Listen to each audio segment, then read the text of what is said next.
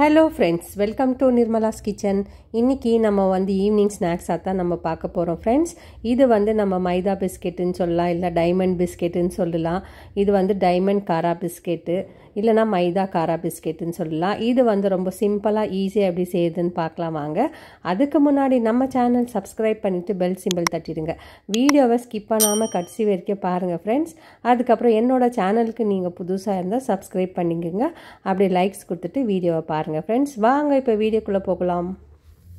முதல்ல நம்ம மிக்சிங் பவுல் எடுத்துக்கலாம். அதில் 2.5 கப் அளவுக்கு மைதா மாவு சேர்த்துக்கலாம். நான் இன்றைக்கி மைதா சேர்த்து தான் செய்கிறேன். நீங்கள் இதை கோதுமை மாவில் கூட செய்யலாம், நல்லா கிறிஸ்பாக வரும். இப்போ இது சேர்த்துட்டு மிக்ஸ் பண்ணிக்கலாம் நம்ம ஒரு முறை கை வச்சு. அதுக்கப்புறம் இதில் 1/4 டீஸ்பூன் அளவுக்கு நான் சீரகம் சேர்த்துருக்கேன். 1/4 டீஸ்பூன் அளவுக்கு கருஜீரகம் சேர்த்துக்கலாம். 1 டீஸ்பூன் சில்லி ஃப்ளேக்ஸும் அதுக்கப்புறம் ஆரிகானோ சேர்த்துருக்கிறேன். நான் ரெண்டும் மிக்ஸ் ஆகிருக்குது நான் சேர்க்குறேன். இது ஆப்ஷனல் தான், உங்களுக்கு தேவைப்பட்டால் நீங்கள் சேர்த்துக்கோங்க, இல்லைன்னா ஸ்கிப் பண்ணிக்கலாம். 1 டீஸ்பூன் மிளகாய் தூள் சேர்த்துக்கிறேன். நான் தேவையான அளவுக்கு உப்பு சேர்த்துக்கலாம். நம்ம 2 ஸ்பூன் அளவுக்கு நம்ம நெய் சேர்த்துருக்கோம். நெய்க்கு பதிலாக எண்ணெய் கூட சேர்த்து செய்யலாம். எண்ணெய் சேர்க்கும் போது கொஞ்சம் சூடாக்கிட்டு நம்ம சேர்த்துக்கலாம். இப்போ இந்த நெய்யும் மைதாவையும் நல்லா நம்ம நல்லா பிசைஞ்சு எடுத்துக்கலாம். எப்படி பேசினோன்னா நம்ம பிசைஞ்சிட்ட பிறகு கையில் பிடிச்சி பார்க்கும் போதோ இது நல்லா ஒரு உருண்டை அளவுக்கு வரணும். அது வரைக்கும் நம்ம பிசைஞ்சு கொடுக்கலாம். இப்போ தண்ணி சேர்த்துக்கலாம். தண்ணி 1 கப் அளவுக்கு எடுத்திருக்கேன் நான். இந்த தண்ணி சேர்த்துட்டு கொஞ்சம் கொஞ்சமாக சேர்த்துட்டு நம்ம மிக்ஸ் பண்ணிக்கலாம். நல்லா ஒரு சப்பாத்தி மாவு பதத்துக்கு மிக்ஸ் பண்ணிக்கலாம் நம்ம. அதே போல் இது நல்லா சாஃப்டாக இருக்கணும். இப்போ இது நம்ம நல்லா பிசைஞ்சிட்டோம். இது ஒரு 10 மினிட்ஸ் அப்படியே நம்ம ரெஸ்டிங் டைம் வைக்கலாம். மூடி வச்சிடலாம். மாவு காயக்கூடாது. ஒரு 10 நிமிஷம் ஆகிட்ட பிறகு நம்ம ஓப்பன் பண்ணி பார்க்கலாம். நல்லா சாஃப்டாக வந்திருக்கு பாருங்கள். இப்போ இது ரெடி ஆகிடுச்சு. நான் இன்னொரு முறை நல்லா பிசைஞ்சிட்டு நம்ம இதில் 3 உருண்டையாக செப்பரேட்டாக எடுத்துக்கலாம் நம்ம. ஏன்னா இது நல்லா பெரிய உருண்டையாக இருக்கிறதுனால நான் 3 எடுத்துருக்கிறேன். இது நல்லா நம்ம உருண்டை பண்ணி எடுத்துக்கலாம். நான் கிச்சன் ஸ்லாப் மேலே தான் நான் நல்லா க்ளீன் பண்ணிவிட்டு அது மேலேயே நம்ம மாவு போட்டு நம்ம தேய்ச்சிக்கலாம். இப்போ நான் பெரிய உருண்டை எடுத்துகிட்டு இதை நல்லா தேய்ச்சிக்கலாம். கொஞ்சமாக மாவு தூவிட்டு நம்ம பெருசாக சப்பாத்தி மாதிரி நம்ம உருட்டி எடுத்துக்கலாம்.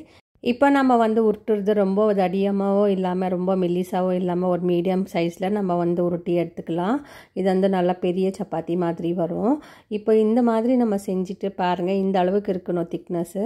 இதை இப்போ நம்ம கட் பண்ணி எடுத்துக்கலாம். கட் பண்ணுறது சைஸு ஷேப்பெல்லாம் நம்ம இஷ்டத்தான். நான் இன்றைக்கி டைமண்ட் ஷேப்பில் தான் கட் பண்ணுறேன். நம்ம கட்டர் எடுத்து அதில் கட் பண்ணிக்கிறோம்.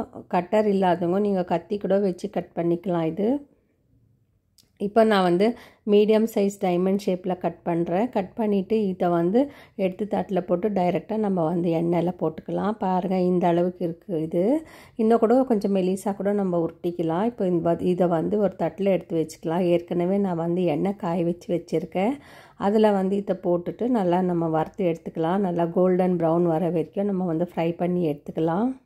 இந்த மைதா பிஸ்கெட் ரொம்ப டேஸ்ட்டாக இருக்கும். இதுக்கு நிறைய பேருங்க நம்ம சொல்லலாம். இது மைதா பிஸ்கெட்டுன்னு சொல்லலாம், கார பிஸ்கெட்டுன்னு சொல்லலாம், சால்ட் பிஸ்கெட்டுன்னு சொல்லலாம். இதுக்கு நம்ம எப்படி வேணுமானாலும் இதுக்கு பேர் வச்சுக்கலாம். ஆனால் இது டீ டைம் ஸ்நாக்ஸு தான்.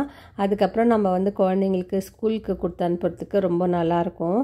இது செஞ்சுட்டு நம்ம ஒரு வாரத்தை வச்சுக்க நம்ம ஏர்டைட் டப்பாவில் போட்டு வச்சுக்கணும்னா நல்லா கிறிஸ்பியாகவே இருக்கும் இந்த பிஸ்கெட்டு.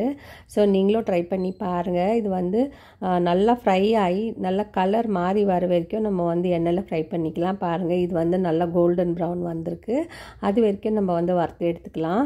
இந்த பிஸ்கெட் பொரிக்கும் போதும் நம்ம மீடியம் சிம்மில் வச்சு நம்ம பொரிச்சிக்கலாம். ரொம்ப ஹையாக இருந்துச்சுன்னா சீக்கிரமாக கருகி போயிடும். அதனால் மீடியம் சிம்மில் வச்சு பொறுமையாக நம்ம ஃப்ரை பண்ணி எடுத்துக்கலாம். அதே அளவுக்கு நமக்கு நல்லா கிறிஸ்பாக வரும். இருக்கிற பிஸ்கெட் எல்லாம் போட்டு நான் ஃப்ரை பண்ணி எடுத்துருக்கிறேன். இப்போ இந்த பிஸ்கெட் ரெடி ஆகிடுச்சு.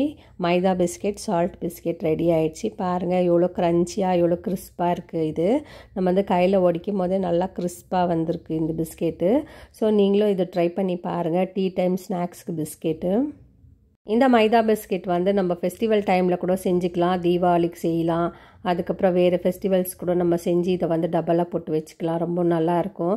நல்லா கிறிஸ்பாக இருக்கும், காரமாக இருக்கும். ஸோ இந்த வீடியோ பிடிச்சிருந்தால் லைக் பண்ணுங்கள், ஷேர் பண்ணுங்கள், சப்ஸ்கிரைப் பண்ணுங்கள். தேங்க்யூ, பாய்.